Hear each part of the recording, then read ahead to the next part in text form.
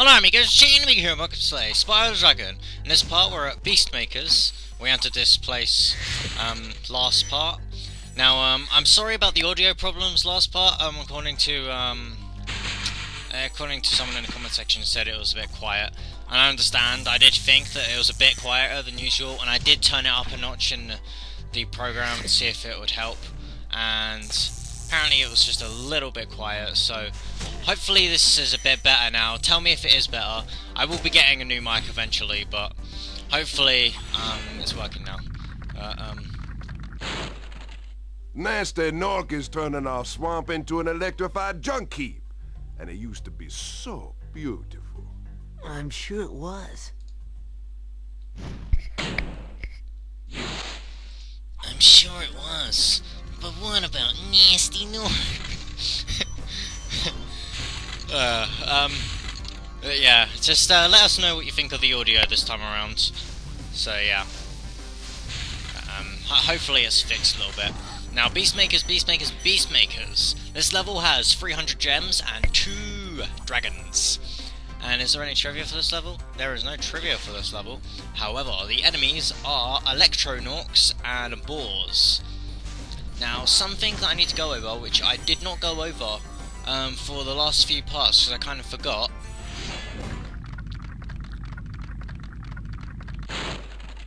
Spyro, it's great to see you, but I've got to go. My planet needs me! But yeah, I'll get to that in a second, but first, what do I think of this world? I think this world is a pretty sweet world. I mean, it's got that nice, dangerous feel to it. Oh yeah, we're going to do the flight. But it's got that nice, dangerous feel to it because it's kind of like a swamp and it's really dark. But at the same time, it looks pretty cool in that sense because it adds atmosphere to the level.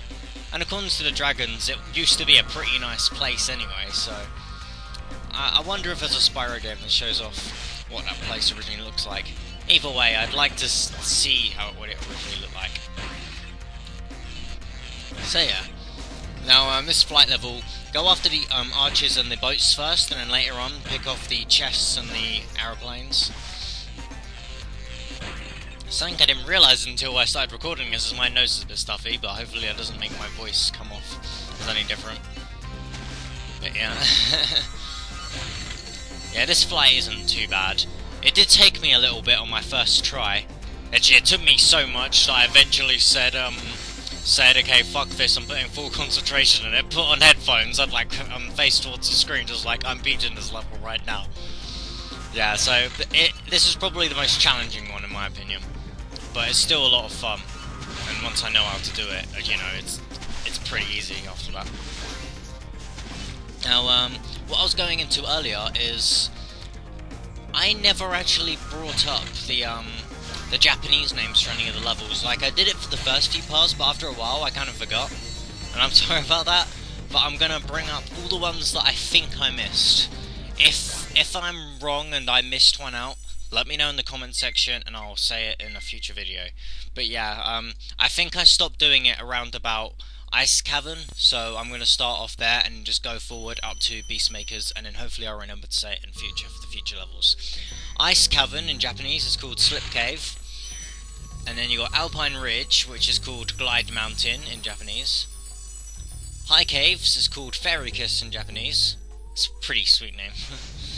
Wizard Peak is also just called Wizard Peak in Japanese.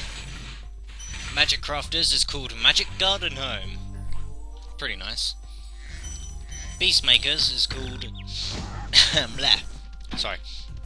It's not called Blah. It's called Beautiful Garden Home. And Crystal Flight is called Crystal Sky. Wild Flight, the level we just did, is called Wild Sky. Probably check up in case the bosses have different Japanese names. So I'm looking up Dr. Shemp right now, and we're saving the game. So yeah, Dr. Shemp is called Dr. Cool in Japanese, because this guy is like cool. He's got like glasses on and everything, you know. And like Blowhard. Does Blowhard have any different name Japanese? He's called Hurricane Hat. That name's so much more cooler. Seriously, that name's so much more cooler, and the video's kind of lagging. I should close a few tabs now. Yeah, I had quite a lot of tabs open up in Chrome, because I was looking up all the Japanese names. I should have really wrote them all out on Notepad or something, but, you know, I didn't do that, so... Yeah, there we go. Now, this section here, once you cleared off this section, a little whirlwind goes right next to that chest, which is very handy, although it's also annoying, because once you get the key and open up that chest, the gems spawn inside the whirlwind, and sometimes I'll go into the whirlwind and not pick up the gem. It's kind of annoying. Now, these guys, they'll shoot electricity on the floor, and these called Electro Gnorcs. They'll shoot electricity on the floor, and after that, after like they've stopped, you then go and hit them, and once you hit them, the floor doesn't get electrocuted anymore. Now that little jump over there with the logs that you have to go on, like the tree stumps, that threw me off when I first played the game. I didn't know that you could fly over to there the way I did that you saw a second ago. So yeah. Now this level also has a balloonist. It's called Cray the Balloonist. I feel sorry for all the dragons still trapped in crystals. Maybe once you rescue 50, I'll feel free to like send you to different places and stuff. I don't know. RadiShineAmigo's kind of making my text go too fast, so he can't speak my voice in pre-recordings. So yeah. Now this little pyramid thing, you can use this to fly over to the higher stump. I do check around the whole thing. There isn't any gems around here. There's only gems on that one side, but I just checked around there just in case, because, you know, just to be sure. Don't want to miss a gem and, you know, want to have to go back, so, you know. But yeah, the key's right there, opens up the treasure chest. The whirlwind will show that off. It's right next to the treasure chest, as I said. Now, I love that. It does that sometimes, but other times it doesn't. I don't know what initiates it. The little screw attacky type jump. Well, it looks like a screw attack, but it doesn't do any damage or anything. Like to enemies or whatever. And as soon as I start talking, like... oh, damn it. You know, this could happen after I've finished, but whatever. Okay, I missed a gem earlier, and so the gem's right over here. Right next to treetops. One of my favourite levels in the game. I can't wait till we get there. Once I commentate over that, that'll be fun. Which is in next part, actually, so stay tuned. This part, we have another level to conquer. The next level is called Terrace Village, and I'll talk more about it once we get there. First of all, we need to save. There's a ferry right here that allows us to save. And in case you're wondering, these ferries don't have any names. Spyro 2, they actually give a ferry its own name, and we'll get to her later on. Yeah, this is Terrace Village. Terrace Village, in Japanese, is called Mechanical Village. Yeah. Now you got 400 gems and 2 dragons. The enemies are Gunners, Electro Gnorc, and Laser Gnorc. And there's no trivia for this level, thanks! I have like nothing to say now. I like it when levels have trivia, you know? Because then you get to learn more about the level and I can explain more in the commentary and talk about stuff, but... You know, this level, it's an okay level. There's a bit near the end, it's kind of annoying, and just a lot of backtracking in it, and but overall the level's alright. 21 lives. Now, unlike my Crash Bandicoot Let's Plays, I won't be finishing off this game in 99 lives. Not because, like, you know, I die all the time, like, no, it's just because they don't give you enough lives to have 99. Which, in a way, is a good thing, you know, because that makes the game too easy. But at the same time, the game's easy already, so... yeah. I guess it's also because of the fact that Crash Bandicoot, you can get Wumpa Fruit, and every 100 Wumpa Fruit, you get an extra life, whereas in this game, you don't get extra lives for collecting a certain amount of gems or anything. You just get extra lives for killing an enemy you've already collected the gem from. And even then, that's not going to happen that much in this Let's Play, because I'm not going to show off me killing an enemy I've already killed, because that'll be pointless, you know. The only time I do that is in the hub world, and even then I usually just go level to level, so... yeah. Not that it matters, you know. I just like seeing the life counter go up and up and up and up and up. But, you know, we'll get to another Crash Bandicoot game eventually, and actually I don't... Yeah, there's one more Crash game, or maybe two, that I showed a 99 life counter off, I guess. That's if I manage to get 99 lives. I think I will on at least one of them.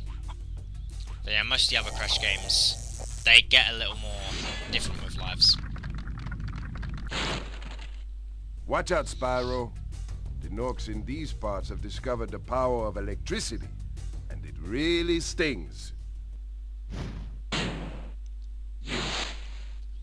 Yeah, a lot of the dragons have a different accent in this world, which is kind of cool, I guess.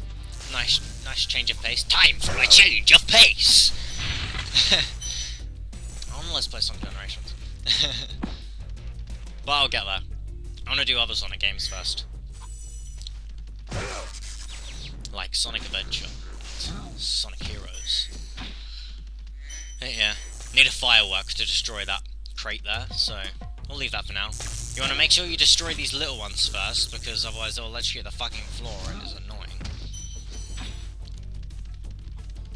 The big ones only hit you with, their stuff. Now, something I don't think I ever mentioned is, say, you collect a dragon, yeah? And in front of that dragon there's two enemies. Oh, wait a minute. Good job, Spyro. One day you'll be able to tell all the dragons about your amazing adventures. Sure, but what I'd really like to do is get out of this swamp. You know, I don't like that pose that dragon's in when you first, like, open that up. It's... no. Anyway, yeah, say you get a dragon, and there's two enemies in front of the dragon, but you get the dragon first. A dragon just acts like a checkpoint, so obviously everything that you've done is, like, saved from there. And, say then you kill the two enemies next to the dragon, and then you go over to the little circle plate that... You know, once you save a dragon, there's a little circle plate that appears that is showing that you've already freed the dragon. If you kill the two enemies and then go back over the plate, it will save the fact that you've killed those two enemies. So if you die, those enemies won't respawn. Which is quite handy. The only time they'll respawn is if you quit the level and come back in. Now, it also saves, like, gem counts and everything, although... even if you die and you don't get a checkpoint, you usually, like, do keep all of your gems. The only time you'll lose your gems is if you turn the game off while in the middle of playing or something and you don't save. Which is quite nice. Even if you get a game over, I think you still keep your gems. Which is why this game isn't really that hard, because it doesn't really punish you, you know? It's not like Crash Bandicoot where, oh, you lost all of your boxes in this level, that means you're going, no, you, blah blah, that came out wrong, but you probably know what I was going to say anyway. So yeah, turret guy is kind of annoying because of that. I hate guns and enemies with guns in this game, especially as one world later on when they have fucking machine guns. It's really annoying. It's the last world in the game. It's my least favourite level, to be honest. Mainly because the guns range and stuff. But yeah. This area here is the more backtracky part of the level. And you'll get why. Basically, do you know earlier when I went up those stairs and flew over to free that dragon and you saw the home portal and everything? You need to go up there around about 2, maybe 3 times. And it's not too bad, but it's just kind of tedious, just going back and forth all the time. These 2 gems, I accidentally missed them here, so I have to fly back and go all the way around and get back up those stairs again. Yeah, it takes... it only takes a few seconds, but it's stuff like this that kind of drags the level out just that little bit longer, you know? This isn't like a terrible level or anything, don't think I'm saying this is terrible. Oh, fuck's sake. That's my fault, but you know. At least there isn't a bottomless pit there, I guess, but... Yeah, I'm not saying this level's terrible. I do like this level, you know, I have fun playing through it. It's just this bit here is a little bit tedious. I should probably, find a way to speedrun this bit, but, you know, I didn't do that. maybe like collect the gems on the side first, go around, then get up to the stairs, fly over to where the fireworks are, just get all them, and the fireworks are basically this bit here, and then go back and go to the home portal. That'd probably be the quickest way. There might be a quicker way. If you have your own way, then feel free to explain, you know. It's always nice to share good tactics in the comment section, because you'll help not only me, but other people that read the comment section, and if they're a new player to the game, then they'll learn more on how to have an easier time with this game, and that's kind of why I like to do these Let's Plays, you know. I like to show the quickest way to get 100%. Sometimes I don't get 100%, but I think that was only like one occasion, I think. The only game I can recall me not getting 100% on was Crash Bash, but I had a reason for that. I think I got 100% on every other Let's Play though. So yeah. And I believe that's all the gems in the level, which is fantastic. Yeah! So, yeah. Anyway, we need to go back to the homeworld, and we need to go and save. I do like Dragon's, like, Spyro's standing animations, or just turning around. It's like, where's Gnasty Gnorc? I'm gonna torch him. So yeah, saving here, so yeah. See you guys in the next part, thank you for watching, and goodbye.